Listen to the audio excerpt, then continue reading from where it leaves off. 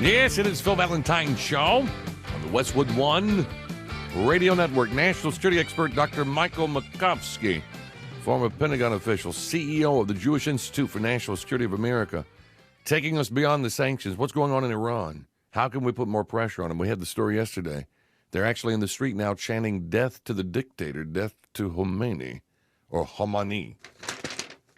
And Rouhani and the rest of them. So we got Dr. Makovsky here to help sort all this out for us. Doctor, how are you? Hi, and thank you very much for having me on the show, Phil. It's my pleasure. So are we making progress over there? And I know more sanctions are coming in November. Are we having some sort of an effect with these folks? Well, I think we're having some effect. Look, there have been demonstrations for months that have been going on since the winter. And what's different about these demonstrations, say, than, let's say, compared to 2009 when they had the fraudulent election, is that here it seems to be the middle class, the working class that are demonstrating, not just university students in Tehran. These are working class people all over the country. And I think one of the reasons is the economy is not doing well. It's not really so much about our sanctions yet because they only started to go in effect. And even the anticipation of it only started, in May.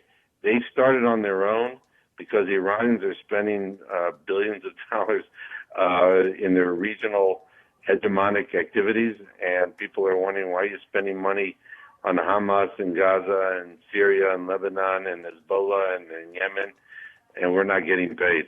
And that's really the trigger here. That's what I saw. They were interviewing some, I can't remember which news outlet we were looking at yesterday, but they were interviewing some of the folks on the street, and they were saying that. I mean, they're bold enough to say it, which is really interesting in and of itself, isn't it? I mean, most of these people don't normally say this out loud. What's emboldening them to feel like they can say it now without repercussions? Well, that's an excellent question. First of all, these are the people that have been seen as the bedrock, the supporters of the regime. So they got to be a little careful. They are arresting people. They have arrested people. They generally, I think their style has been more to arrest people at night. Like if a woman takes her scarf off her head, they might not, and makes an issue out of it, and you might see it on YouTube or on Twitter and so on. They might not arrest her that second, but she'll be missing that night. So there have been arrests. There just haven't been mass crackdowns because I think the regime sees that as counterproductive.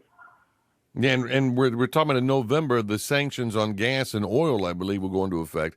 So what kind of sanctions are in effect right now? What are we doing to them so far? Well, really, a lot of the companies now, if you do business, you're going to be affected. So, by the way, if I may just add, you already had companies in anticipation of this starting to withdraw. French energy companies, for instance, which you think are the ones that usually are with the Iranians, they've decided. German car companies.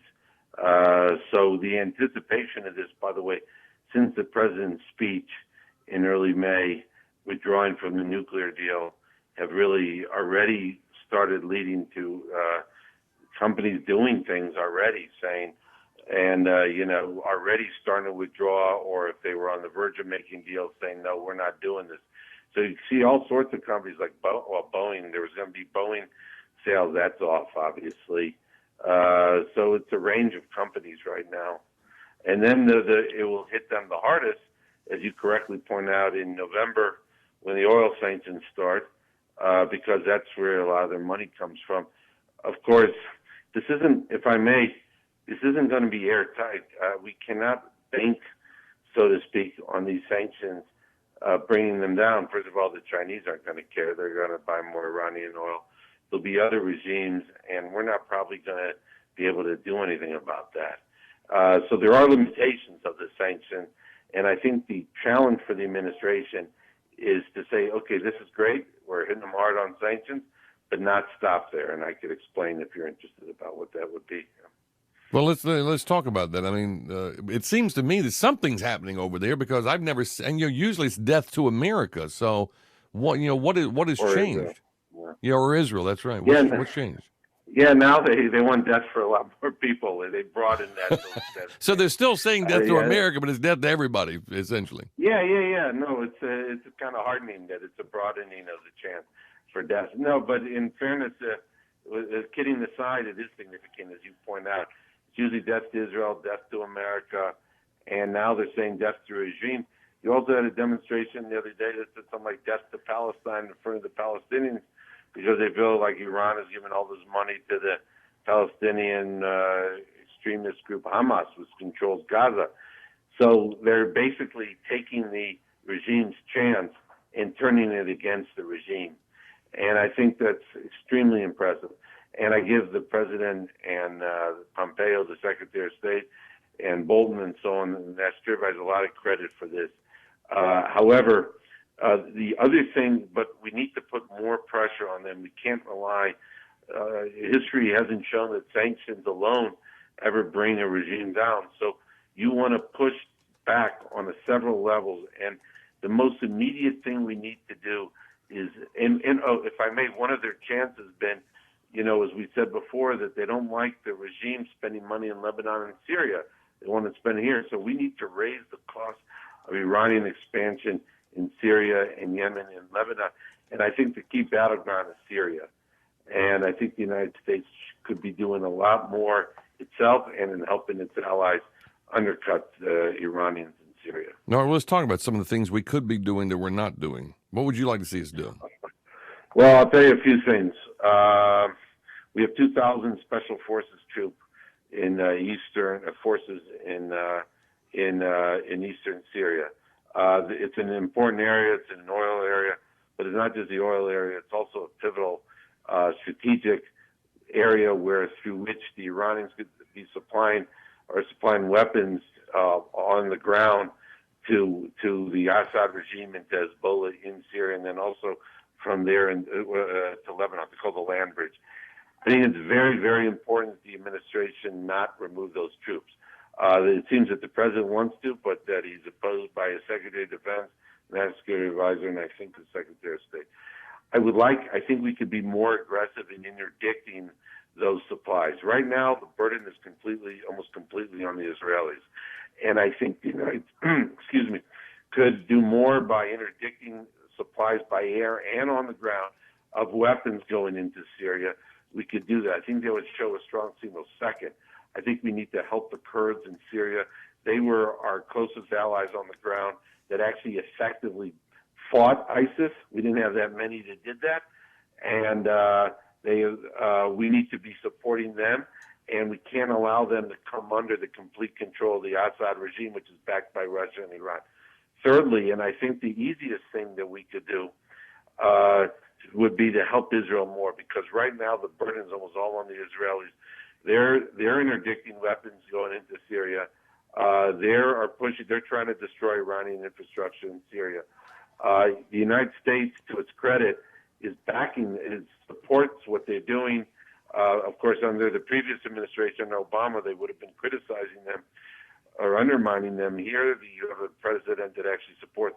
But we could be giving the Israelis more weapons systems, precision-guided missiles, F-35s, air refueling tankers like KC-46s, things that are going to help Israel in this war. This battle is between Iran and Israel. This is only the beginning. There's going to be a bigger war unless there's regime change in Tehran. And I think we need to give them the Israelis more military technology and store more weapons there. And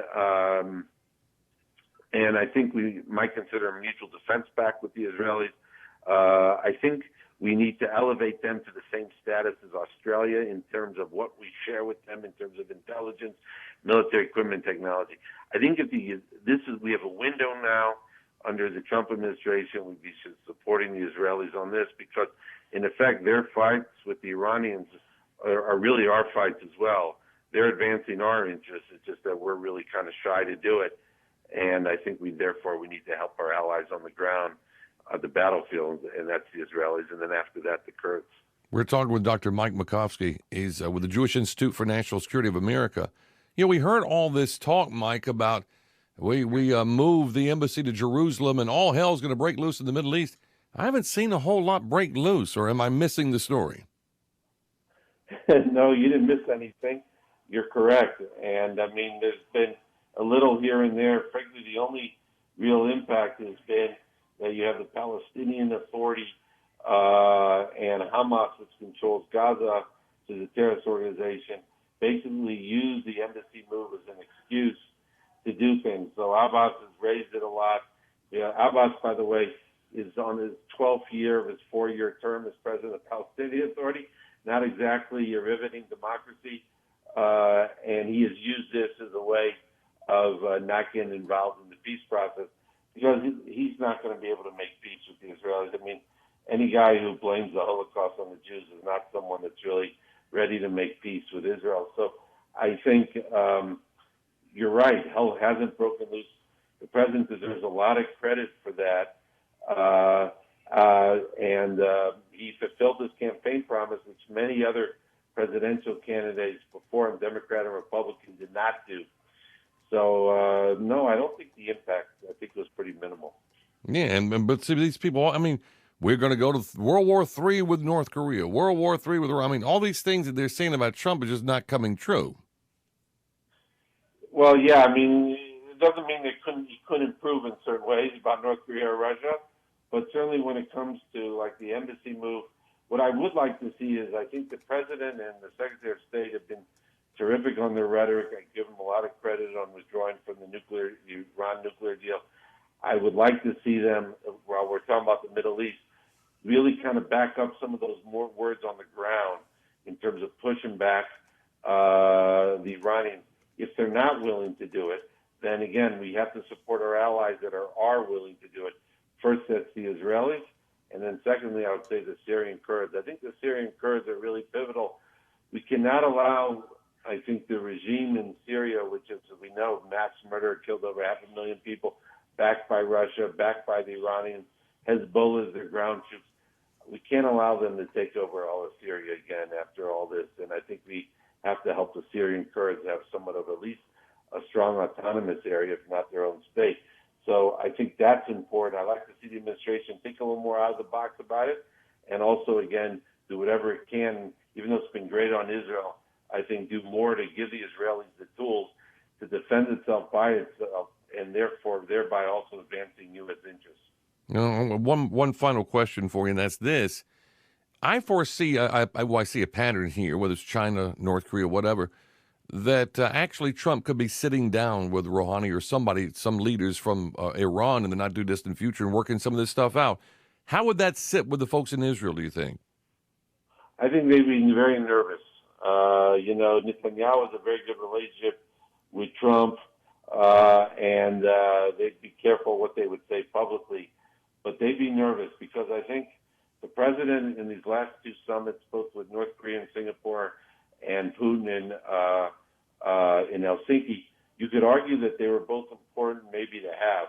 I think particularly dealing with the Russians is very important. But he doesn't come off as prepared, and he likes to have these one-on-one meetings so the aides don't even know what was said or what was agreed to. And I'd be a little nervous. I think the Israelis would be nervous about it, and I think you'd have a lot of people here nervous about it. And I see no value to it right now.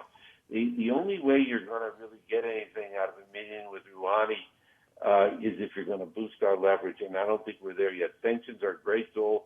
I give the president credit. We're hitting them. We're starting to hit them hard. We'll hit them hard over the coming months. But if we're pushing them back more on the ground, boosting the Kurds, helping the Israelis, interdicting weapon supplies, then we'll come into talks with a lot more leverage. And then I think talks with the Iranians could be valuable. Maybe. I would have extremely low expectations of it, but I would want it very prepared, and I'd want to have the senior aides who are a little more seasoned like Bolton in the room. Dr. Michael Makovsky, CEO of the Jewish Institute for National Security of America. We have a link to his website at philvalentine.com under show prep. Mike, appreciate it very much. Oh, my pleasure. Thank you very much for your time. Have All a right. great day. You too.